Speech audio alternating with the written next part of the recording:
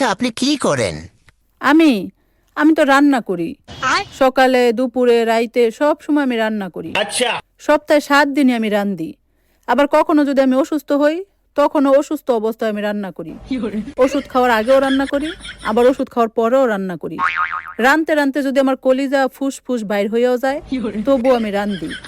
আবার ধরেন আমার যদি হার্ট অ্যাটাক হইয়া যায়, তাইলে আমি রাইন্দা থুইয়া রাইতে হসপিটালে ভর্তি হই। যদি সেখানে 2-3 দিন থাকতে হয়, তাহলে সেখান থেকে আসার পরও আমার রানতেই হয়। মানে এই রান্না থেকে আমার কখনো কোনো ছুটি নাই। এই যে সবাই ছুটি পায় না বিভিন্ন অকেশনে, সাপ্তাহিক ছুটি, ঈদের ছুটি, কিন্তু আমার কোনো ছুটি নাই। তখন আমার আরো বেশি বেশি করে রান্না করতে হয়। এই যেমন তখন ধরেন আমি আরো ফ্রাইড রাইস রান্না করি, চিকেন ফ্রাই রান্না করি, রোস্ট রান্না করি, কাবাব রান্না করি, বিরিয়ানি রান্না করি, পোলাও রান্না করি, টিকিয়া বানাই। মানে আরো তখন আরো কত ভ্যারাইটিস রান্না করি। ভাই এই রান্না থেকে আমার ছুটি নেই, আমি শুধু রান্ধি আর রান্ধি।